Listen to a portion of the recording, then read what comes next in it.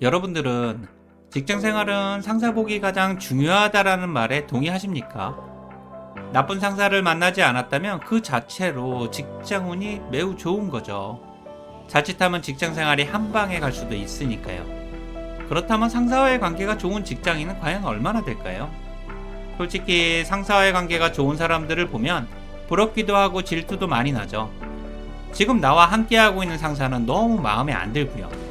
실력이나 책임감도 부족하고 솔선수범하는 모습은 전혀 없죠. 좋아하려고 해도 도저히 좋아할 수가 없고요. 그래서 상사와의 관계가 요단강을 건넌 사람들이 꽤 많죠. 하지만 목구멍이 포도청이라 불편한 관계를 계속 견디면서 직장 생활을 하는 중이고요. 그래서 오늘은 상사와 부하 직원 간의 관계에 대해 이야기를 해보려고 합니다. 우선 저는 상사와 부하 직원 간의 관계를 가까이 하기엔 너무 먼 상사라고 생각합니다. 직장인이라면 상사란 존재 자체가 정말 쉽지 않죠. 하지만 직장 생활을 잘하기 위해서는 상사에 대한 이해와 공감은 필수적이고요. 상사가 이해가 안 될 때도 많지만 그래도 부하 직원이라면 이해하려고 노력해야 하죠. 물론 쉽지는 않겠지만 상사는 부하 직원의 가장 중요한 고객이라고 생각해야 되고요. 부하 직원의 미래가 상사의 인정과 성과에서 나오니까요. 하지만 한편으로 상사를 옆에서 보고 있으면 스트레스 때문에 죽을 만큼 힘들어하죠. 회의와 업무는 끝도 없고 부하 직원은 반복하고 성과까지 바닥을 치면 그야말로 답도 없고요. 그래서 많은 직장인들이 승진하고 싶지 않다고 말하는 거죠. 그리고 회사에서는 적을 만들지 말라고 하지만 가만히 있어도 적이 저절로 생기는 것이 직장 생활이잖아요. 그래서 개그맨 박명수는 원수는 외나무다리에서 만나고 평생 원수는 회사에서 만난다고 말했고요. 직장인이라면 누구나 공감할 만한 이야기죠. 그러니 여러분들은 원수와 함께 근무하고 있을 가능성이 매우 높고요. 게다가 둘 중 하나가 죽어야 끝나는 관계를 원수라고 하고 둘 중 하나라도 죽으면 더 이상 발전이 없는 관계를 라이벌이라고 하죠. 하지만 직장 생활은 라이벌은 거의 찾아볼 수가 없고 친구라도 원수가 되는 경우가 대부분이고요. 솔직히 상생할 수 있는 라이벌이라는 말은 직장 생활을 해본 적이 없는 대학 교수나 고리타분한 책 속에만 존재하는 것처럼 느껴지죠.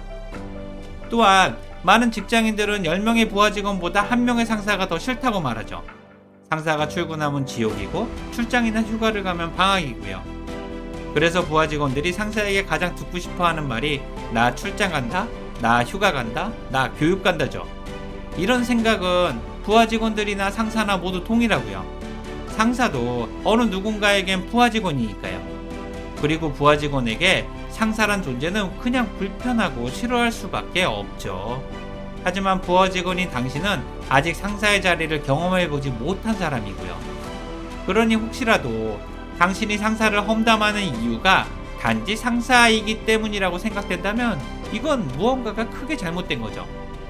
게다가 상사는 여러분들과 똑같이 신입사원이나 대리, 과장 시절을 지나온 사람이며 스펙의 차이도 크지 않고 실무 경험과 권한을 가진 실력자고요. 상사는 여러분들의 생각을 그 누구보다 잘 이해할 수가 있죠. 하지만 모든 부하 직원들에게 인정받고 좋은 상사란 존재할 수가 없죠. 단지 나와 잘 맞고 안 맞는 상사가 있을 뿐이고요. 나하고 잘 맞으면 좋은 상사, 안 맞으면 나쁜 상사인 거죠.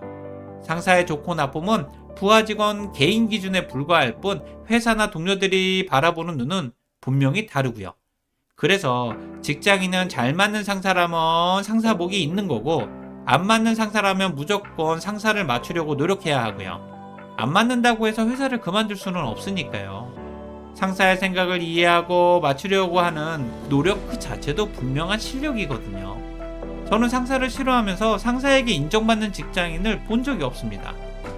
그리고 불가근 불가원이라는 말처럼 상사와의 관계는 적당한 거리를 유지하는 것이 매우 중요하죠. 모든 인간관계가 그렇듯이 상사와 너무 가까우면 동료들의 시기와 질투를 받기 쉽고 상사와 너무 멀면 상사로부터 배척당하기 쉽고요. 그렇다고 해서 동료들과 가까워지는 것도 아니죠. 그래서 저는 상사는 가까이에 있으면 타 죽고 멀리 있으면 얼어 죽는다고 생각합니다. 상사와는 적당한 거리를 유지할 수 있어야 하지만 그 적당함이라는 것이 사람마다 다르니 차라리 타 죽는 편이 훨씬 낫다고 생각하고요. 솔직히 타 죽을 수 있을 정도로 가까워지려면 상사를 좋아해야만 가능한 거니까요.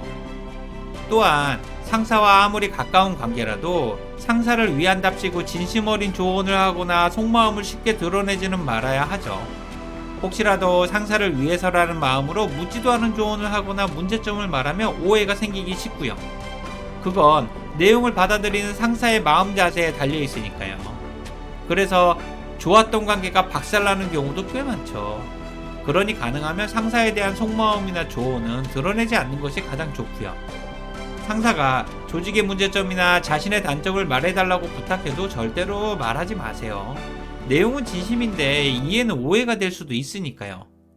하지만 패기 넘치는 MZ세대 직장인들은 상사에게 자신의 생각을 서슴없이 말할 때가 있죠.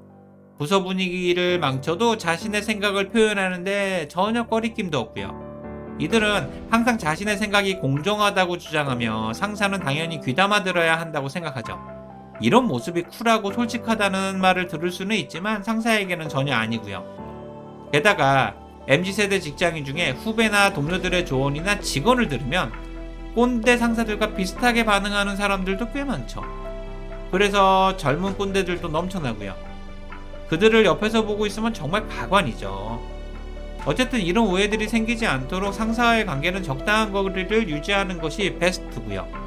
우리가 그 적당함의 거리를 찾을 수만 있다면 말이죠. 상사를 싫어하면 부하 직원만 불행해지고요. 원래 직장 생활의 지옥은 아주 가까이에 있잖아요.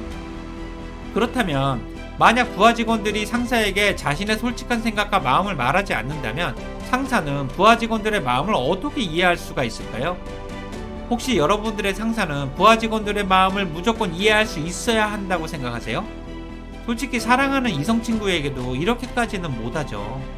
여러분들이 이성 친구에게 사랑한다고 표현하지 않는데 상대방이 여러분의 마음을 어떻게 알겠습니까? 혹시 사랑한다고 말하지 않아도 당연히 알고 느껴야 한다고 생각하세요? 그건 상사의 입장도 마찬가지죠. 일단 부하 직원들은 상사에게 감정이 좋지 않으니 솔직한 마음을 이야기하지 않죠. 물론 기회 자체가 적기도 하지만 기회가 있어도 말하지 않고요. 그러면서도 자신의 입장에 대해 상사가 이해해주기를 일방적으로 바라죠.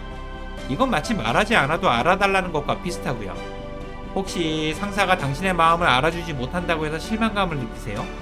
만약 그렇게 느낀다면 상사는 얼마나 당황스러울까요? 상사는 당신의 상황이나 생각에 대해 솔직하게 말하지 않으면 당연히 모르죠. 게다가 상사는 항상 바쁘고 당신에게만 관심과 열정을 쏟기에는 상황 자체가 불가능하고요. 부하 직원 입장에서는 상사와의 관계가 1대1 관계지만 상사의 입장에서는 구성원 전체와의 관계니까요. 또한 상사는 당신의 모든 것을 무조건 이해해주거나 사랑하는 부모님이 아니죠. 그러니 힘들면 상사에게 먼저 마음을 열고 솔직하게 이야기를 할 수 있어야 하고요. 어느 누구도 표현하지 않으면 알 수가 없잖아요.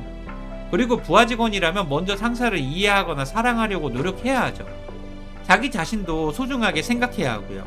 모든 일은 마음이 있어야 행동으로 옮겨질 수 있듯이 마음은 있는데 행동이 없다면 그것은 마음이 없는 것과 같죠. 오직 행동만이 진심이잖아요. 그래서 우리는 말보다 행동을 믿어야 하고요.